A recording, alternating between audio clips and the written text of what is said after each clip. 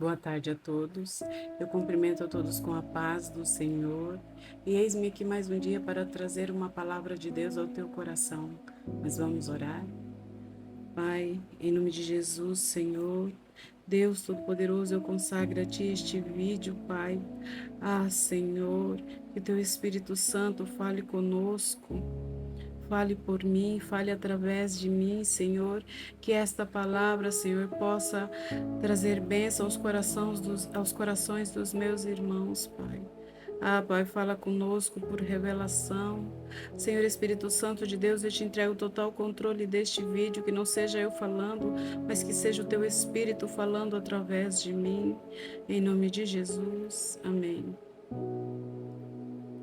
Boa tarde a todos, eu cumprimento a todos com a paz do Senhor.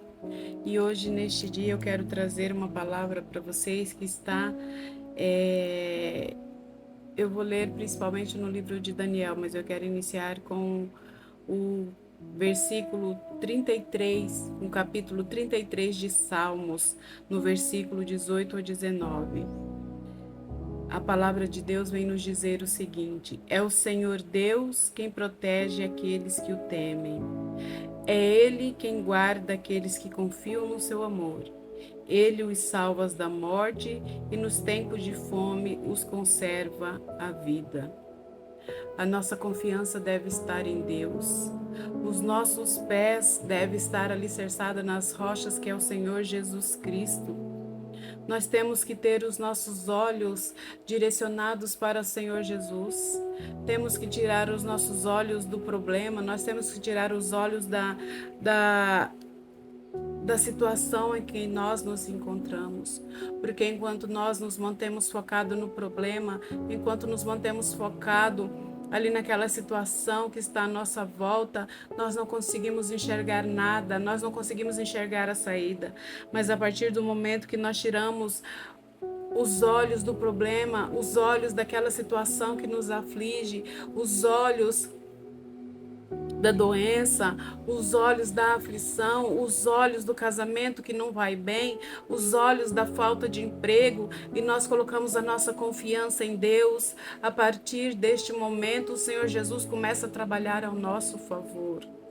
E é isso que nós devemos ter, confiança em Deus e crer que o Senhor é galardoador e que Ele guarda os seus filhos.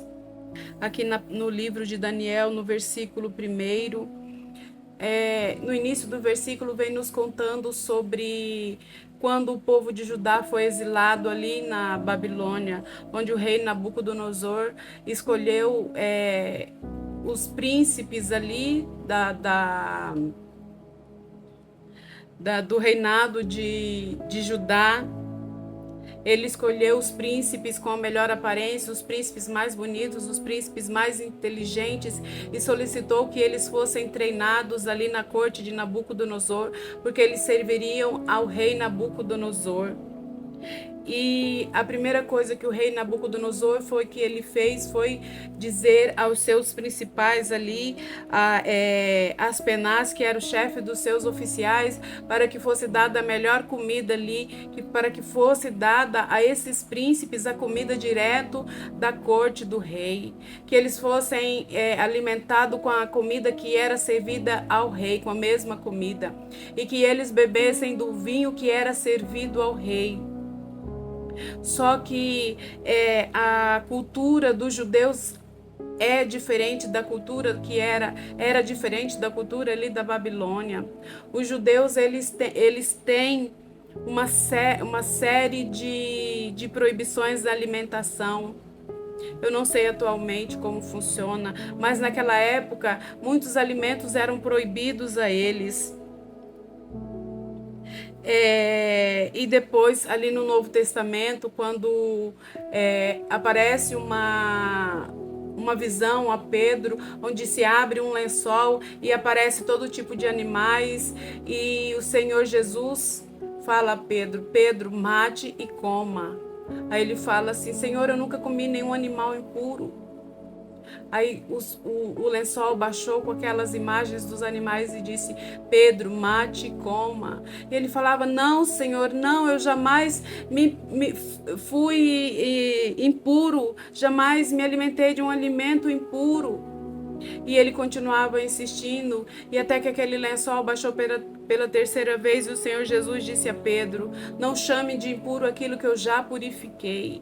Mas no Antigo Testamento, os animais, peixes, os judeus só podiam comer peixes que tinham escama e barbatana. Eles não podiam comer peixes que tinham couro e barbatana. Eles não podiam comer frutos do mar. Eles não podiam comer carne de porco. E ali na corte da Babilônia essa comida era normal, porque para eles não havia nenhum tipo de proibição. Só que e ele juntamente com aqueles príncipes foi levado Daniel, Ananias, Misael e Azarias, todos eles príncipes da tribo de Judá. E eles foram os escolhidos pelos chefes oficiais babilônicos para serem treinados e servir na corte de Nabucodonosor. E quando eles foram ali para a Babilônia, eles tiveram os seus nomes trocados. Daniel passou a ser chamado de Beltesazar, Ananias de Sadraque, Misael de Mesaque e Azarias de Abednego. E Daniel, juntamente com esses príncipes, eles decidiram não se contaminar com o alimento que era servido do rei, porque aquele alimento era considerado impuro aos olhos dos judeus. E muito menos beber do vinho da corte do rei. E ele pediu permissão aos chefes dos oficiais para não comer daquele alimento, para que ele não se contaminasse. E Deus fez com que Beltesazar, Sadraque, Mesaque e Abednego achasse graça aos olhos do chefe dos oficiais, que ele tivesse compaixão e simpatia por eles. E assim ele disse: Eu tenho medo. O rei ordenou diretamente que vocês se alimentassem da mesma comida dele. Se vocês aparecerem desnutridos, ele me matará. Só que a palavra de Deus nos diz que aqueles que confiam no Senhor renovam as suas forças, caminham e não se cansam, andam e não se fatigam. E Daniel falou: faça uma experiência conosco durante 10 dias, dê-nos apenas legume e água, para você ver se nós não estaremos mais nutridos que os outros, e caso nós não estejamos, você pode nos dar o alimento. E assim foi feito. E após o prazo de 10 dias,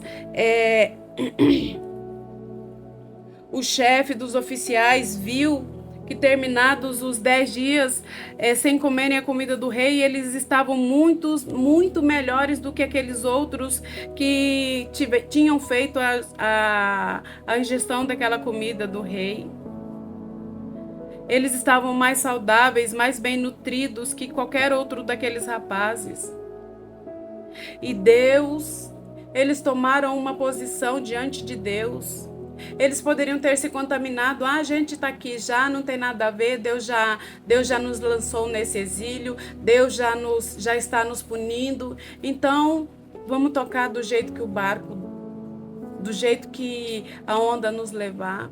Só que eles se posicionaram como verdadeiros filhos de Deus e decidiram cumprir a ordem do Senhor.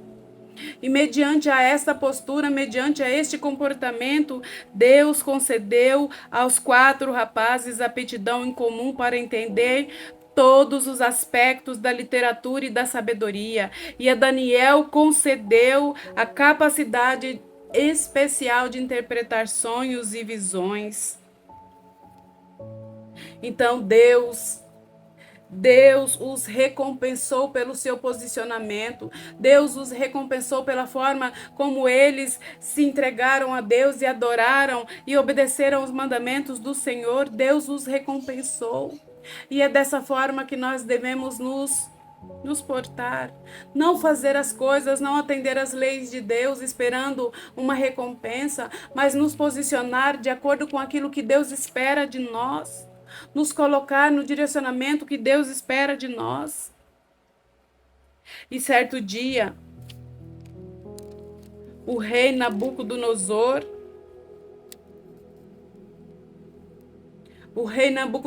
resolveu fazer uma estátua de ouro sua do tamanho de 27 metros de altura por 2 metros e 700 de largura. E decidiu que no dia da inauguração daquela estátua, ele colocou aquela estátua no monte e decretou uma ordem. Ele decretou uma ordem real, aonde toda pessoa daquela terra que morasse ali na Babilônia, não importasse a raça, o credo, a região, a religião, ninguém, todos tinham que adorar aquela estátua. Todos tinham que adorar aquela estátua do rei Nabucodonosor.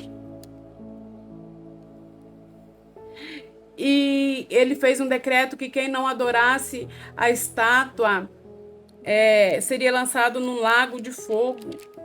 Só que antes, no capítulo 2, o rei teve um sonho e não houve ninguém que interpretasse aquele sonho. E ele mandou matar todos os astrólogos, todos os adivinhos, porque após 3 anos ali daquele treinamento, o rei foi apresentado todos aqueles príncipes, e Daniel, Misael, Ananias e Azarias foram os que mais se sobressaíram ali naquele treinamento. E eles passaram a servir o rei Nabucodonosor. E eles impressionavam o rei Nabucodonosor a cada vez mais. E certa noite o rei teve um sonho que o deixou extremamente intrigado, e ele levantou no meio da noite e mandou chamar os astrólogos, os adivinhos, os sábios, e ali naquele meio estavam esses 4 rapazes. E ele falou bem assim: me fala o sonho e a interpretação, senão eu mandarei matar vocês. Só que naquele momento eles não estavam ali. Ali estavam os outros astrólogos, mas Daniel, Misael, Ananias e Azarias não se encontravam ali. E aqueles astrólogos falavam: ó rei, conta para nós o sonho que nós damos a interpretação. E o rei disse: vocês querem me enganar? Se vocês não me derem o sonho e a interpretação, eu matarei todos vocês. E aqueles astrólogos que serviam a deuses estranhos disse: somente os deuses têm essa resposta, e os deuses não estão na terra. Então o rei Nabucodonosor lançou um decreto e mandou matar a todos. Até que o oficial responsável pela morte de todos chegou ali na casa de Daniel para levá-lo para a morte. E Daniel perguntou, cheio de sabedoria: o que está acontecendo, Arioque? Porque o rei fez um decreto tão severo? E Arioque lhe contou o que havia acontecido. Daniel foi ver o rei imediatamente, e com a sabedoria pediu mais um tempo. Falou: Senhor rei, me conceda mais um tempo para que eu traga o significado dos sonhos, para que eu traga o sonho e a revelação. E ali os 4, Daniel chegou para Sadraque, Mesaque e Abednego: clame ao Deus dos céus, supliquem a ele para que ele traga a nós o sonho e a revelação dos sonhos. E ele juntou junto com os 3, e os 4 se colocaram em oração diante do Senhor. Naquela noite, em Daniel 2:17, em Daniel 2:18, pediu que suplicassem ao Deus dos céus que tivesse misericórdia deles e lhes revelasse o segredo para que não fossem mortos com os outros sábios da Babilônia.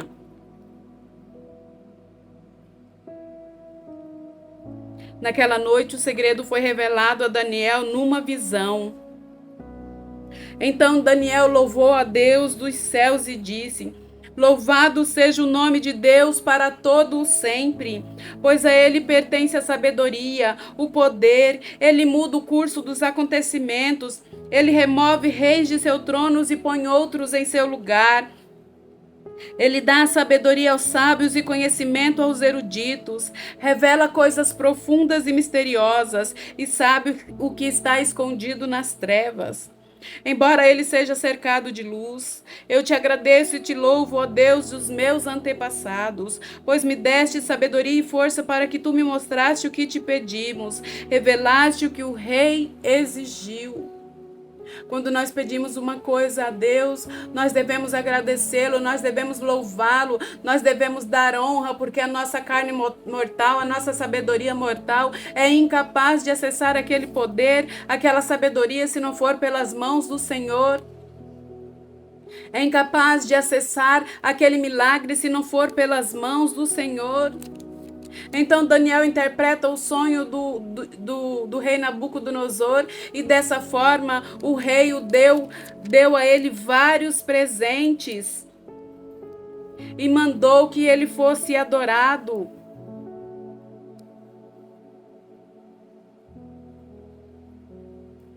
Então o rei Nabucodonosor se curvou à frente de Daniel e ordenou que o povo oferecesse sacrifícios e queimasse incenso diante de Daniel.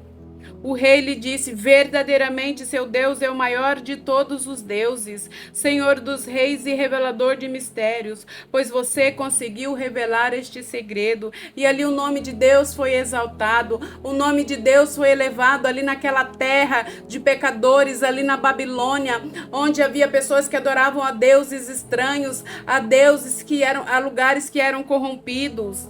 Mas aonde há um filho do Senhor, o nome de Deus tem que ser exaltado, o nome de Deus tem que ser adorado, o nome de Jesus tem que ser elevado à mais alta posição, o Senhor Espírito Santo tem que ter a cadeira de honra. Mesmo que você esteja no meio do mundo, no meio de pessoas que adoram a deuses estranhos, que fazem todo e qualquer tipo de pecado, o nome do seu Deus tem que ser glorificado, tem que ser exaltado, porque você é um servo do Senhor. Você é um servo do Senhor. E você não pode deixar que o que está à sua volta te contamine, te transforme. Você tem que ser a luz. E Jesus é a luz do mundo e a luz brilha nas trevas. O seu Deus tem que ser glorificado. O meu Deus, o nosso Deus tem que ser exaltado, tem que ser adorado. Oh, bendiga minha alma, ó Senhor, e não esqueça de nenhum dos teus feitos. Deus é bom, Deus é maravilhoso, Deus é poderoso. E ali Daniel foi recompensado e o rei colocou Daniel em cargo elevado e lhe deu muitos presentes valiosos e nomeou-o como governador de toda a província da Babilônia e chefe de todos os sábios. E a pedido de Daniel, o rei Nabucodonosor nomeou Sadraque, Mesaque e Abednego para cuidarem de todos os negócios da província da Babilônia, enquanto Daniel permaneceu na corte do rei servindo ao rei. Nós devemos ser a luz que transforma o ambiente ao qual nós estamos. Nós devemos dar glória ao nosso Rei, ao nosso Deus, em tudo que fizermos, a tudo que Ele nos conceder. Não é a situação ruim que tem que nos moldar, é nós que temos que moldar aquela situação. Nós devemos nos entregar ao Senhor em oração e pedir a Deus que nos tire daquela situação e dizer que nós confiamos no Deus Todo-Poderoso, no grande eu sou. E nós confiamos no Senhor Jesus que foi entregue ali naquela cruz por nós. Meus irmãos, que a luz de Jesus possa brilhar em sua vida, que a luz de Jesus possa espantar as trevas que estão ao seu redor, que pessoas sejam contagiadas pela luz de Jesus que brilha sobre você. Que as pessoas sejam contaminadas pelo Espírito Santo de Deus, que o Espírito Santo de Deus venha transformar a sua casa, o seu lar, a tua família. Eu disse num vídeo ontem que nós devemos pregar com atitudes, com exemplos, não com palavras. E a luz que brilha em nós, ela inundará todo o ambiente. A palavra de Deus nos diz: acaso o homem acenderá uma lamparina e a colocará embaixo da cama? Não, ele a colocará no lugar mais alto da casa para que ilumine toda a casa. Você é a candeia do Senhor, você é a luz que brilha, a luz de Jesus. Ah, meu irmão, a luz brilha nas trevas. O Senhor Jesus é a luz do mundo e ninguém pode apagar essa luz. Eu desejo a você uma semana abençoada, uma semana repleta das bênçãos do Senhor e que a luz de Jesus possa brilhar em teus caminhos. Que o Senhor Espírito Santo de Deus te traga paz, te traga consolo, mostre os caminhos aos quais você deve seguir em nome de Jesus. Tenham todos uma boa tarde. Amanhã eu continuo esse vídeo com a segunda parte.